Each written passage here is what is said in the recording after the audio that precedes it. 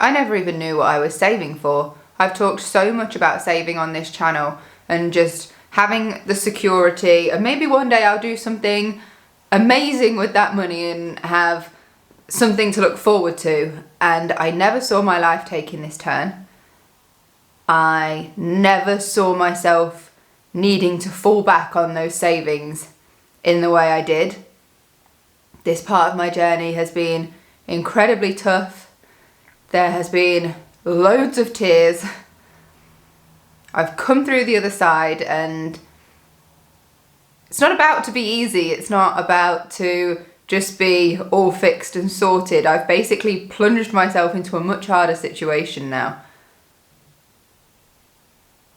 But I knew I had to fight for everything, and that's exactly what I did. But at the end of the day, whether I was a strong person through all this wouldn't have mattered if I hadn't got the finances to back me up through all of the decisions I had to make and all of the things I have to overcome.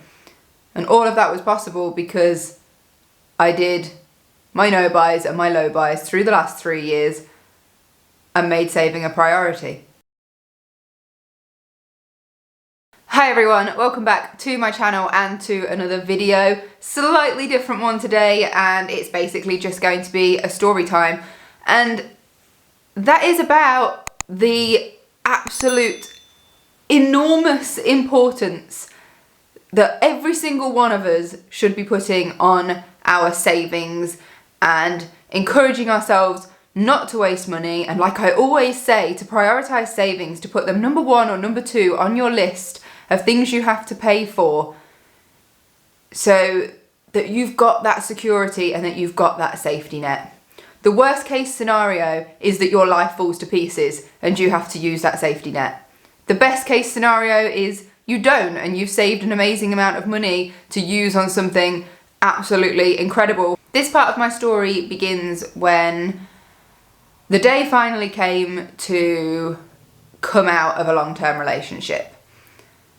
I don't really need to go into the nitty-gritty of that. It wasn't working for me anymore, and it took a bit of time for me to figure it out and figure out what I wanted. But in the end, I had to make the decision to leave for myself and for the life that I wanted to have. And so that was the decision I made. But at the time, I was in a relationship where financially every single thing that had taken place had been 50-50, whether that was income or paying for things, 50-50, identical the whole time.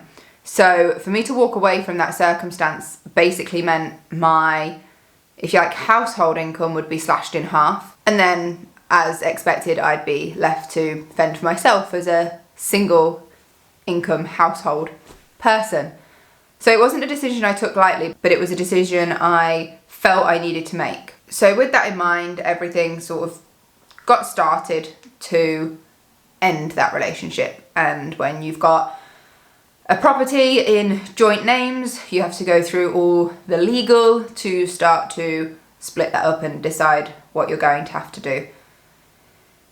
I started looking at mortgages for a sole applicant on my current salary, and bearing in mind how much money it was anticipated I would get from selling the joint house. And then also taking into account any savings. Now, I didn't want to use any of my savings. I'd worked really hard over, at the time, 2.5 years to build up my savings by doing things like my no-buy. And just being really strict on myself in terms of where I was spending money and what I was spending money on. So I had worked incredibly hard to build up those savings. And I also knew, because I was going to be on my own, if I used up those savings, they were going to be incredibly difficult to then build back up, because I'd be paying all my bills on my own, and so just financially it was going to be harder. But all that being said, the house went on the market, we had a few viewings, and I went off and viewed other properties, smaller properties, older properties, ones that I thought were in my budget if I wanted to live comfortably. And I've recalculated and recalculated over and over again sort of what my affordability was. And one day I was sitting with my parents and I was so upset because I just didn't want to lose this house. I did not want to lose my house. So we worked it out. We sat and did the numbers, and we worked out if I took out the full mortgage that any bank would let me for the longest term, and I plunged the vast majority of my savings into the house, then I could save it. It would mean taking on basically all the same bills that we were paying as two people, but on my own. So the mortgage would stay the same, and most of the bills were going to remain the same. The only one that's gone down is the gas and electric bill has gone down by about £20, and then food, because obviously there's only me. But other than that, all the bills have stayed the same. So I was very aware that not only would I be using all my savings, but I would also be really stretching my single income to cover all the bills that two people were paying for. Therefore, I would not have a lot of money left over to rebuild my savings. And then there's also wanting to, have a bit of money left over to enjoy. But I knew that I wanted to save the house. So that was what I did. And it meant that we didn't have to wait for a buyer for our house. So everything got moving. It was a long process, and it took a year to do it. And there's so much to deal with, from talking to different people at banks, your solicitors, the banks have solicitors, because it was being split and the deed was only going into my name. There was so much to manage and so much to pay for in those respects. Like paying for your solicitors and everything and doing all that is an expense in itself. But I got to a position where I kind of accepted it. This is what the banks had offered me. This is what I was going to put forward from my own savings to cover the difference, because it wasn't enough just to do it outright in mortgage. I needed to use some of my own money. And I knew how much I would have left over in savings. And it was a point where I wouldn't say I was happy, but I was comfortable. And it meant more to me to save the house.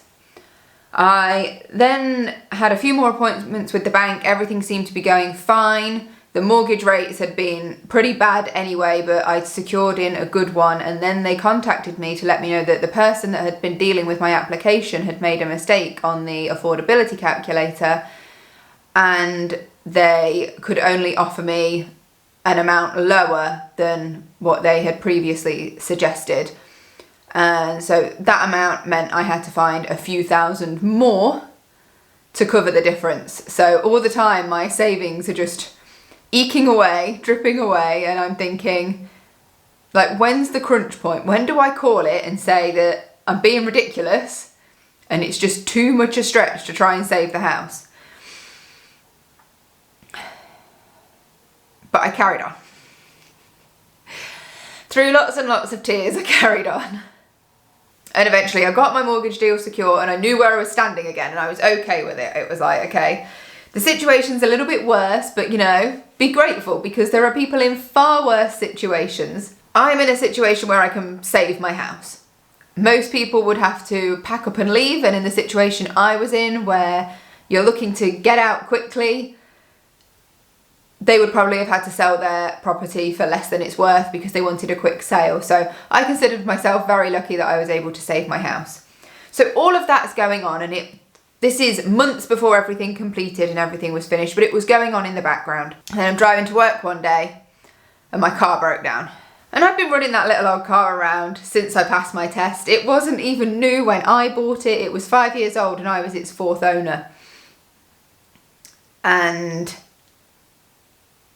in the past 2 years, it had cost me about £2,000 in repairs, to the point now that getting anything else done to it wasn't worth that. It wasn't worth the amount it would cost to get it repaired.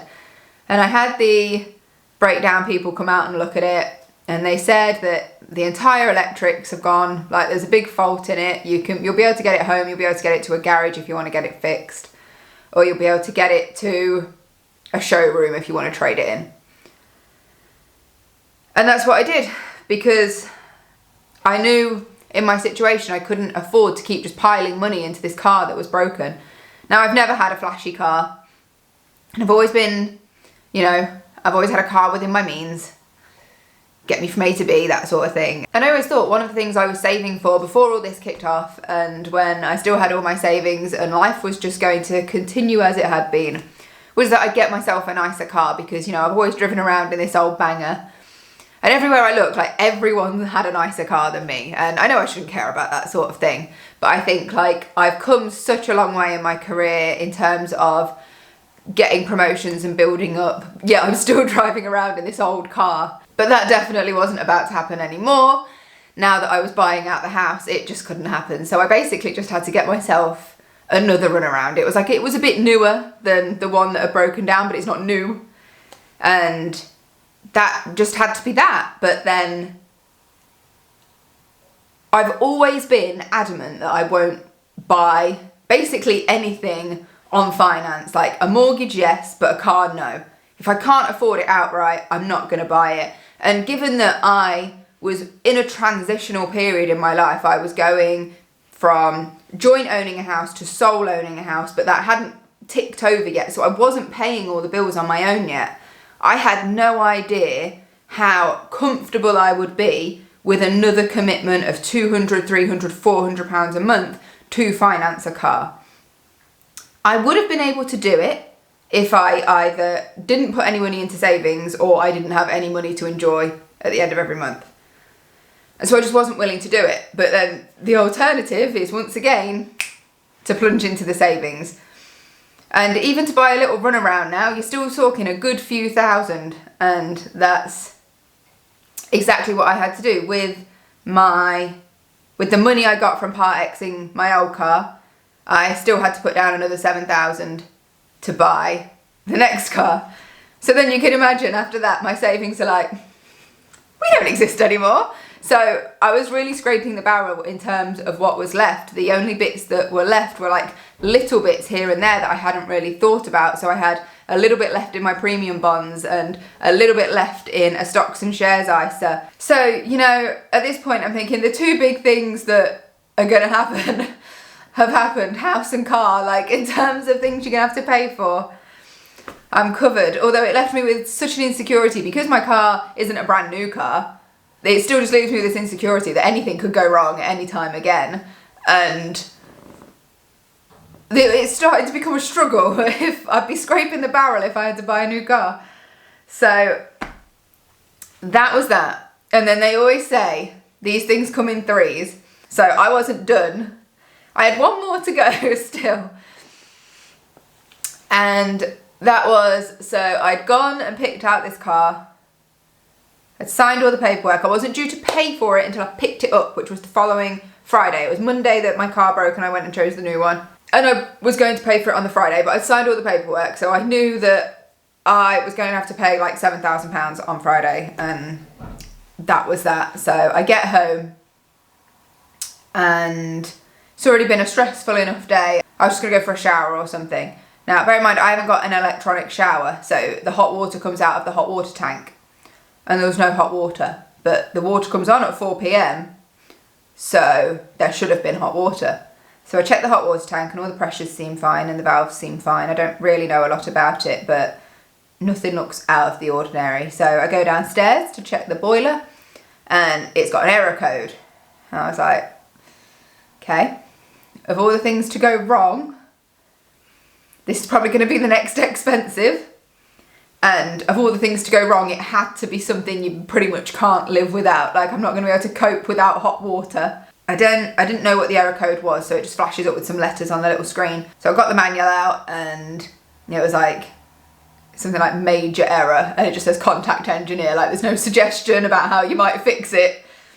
It was just straight away contact engineer. And I was like, my car literally broke down today and I've signed to buy a new one. I've spent all this money saving my house. My savings that in my head at the beginning of all of this was so very secure have now gone. And now my boiler's broke. And that night I just gave up. I sat on my bed and cried. By that point it was just like, I've had enough now. I can't do anymore. Nothing else can go wrong. And you know, that's just one aspect of the journey. Like, you forget, like, there's all the other emotional aspects of, you know, ending a relationship, a long-term relationship, going your separate ways, dividing everything up, dealing with all the stages of doing that and making sure all the legal's going through. There's all of this going on in the background. And I was like, nothing else can go wrong now. I can't afford anything else to go wrong now. But now it's all done and I've come out of the other side, and the only thing that's not recovered as a result is my savings. I'm very slowly working on that. I'm very slowly building them back up, but it's going to take ages to get that back to anywhere near what it was. And when I did my no buys and my low buys, and they were paramount in me building up those savings, I was doing that with a lot more sort of unaccounted for income, because I was basically contributing half the amount I am now towards bills. So in terms of my income, there's a lot less left over. So building up those savings is going to be a much slower process now. But really the big picture is I've come through it and I've survived it all. And I'm really proud that I survived it all. And that I stayed strong throughout it, because it would have been so easy to just give up. And I did it, and I'm here, and we're still in the same house. I've saved the house, and I've got a car that for the time being is getting me from A to B, and the boiler works. So for now we're okay. But none of this would have been possible without doing those no buys and low buys and making those savings, which is why it is so important. It doesn't matter who you are or how well you think your life is mapped out. You don't know what's around the corner. It is just so important to make savings and give yourself some security. And my priority now is just building that back up for whatever my new future has to offer, whether it's the good or whether it's another challenge. My job now is to build those savings back up. I just wanted to share this story with you so you can really appreciate the value of savings if you haven't already. I could be in such a different situation right now if I hadn't done those no buys and low buys and made those savings. And I am so thankful that I did. And that's it. That's all there is to it. But my life as I know it is a direct result of making those savings, and I'm so thankful. Let's wrap this one up. Thank you so much for watching. I really hope you enjoyed the video, and I will see you in another one soon. Until then, take care. Bye.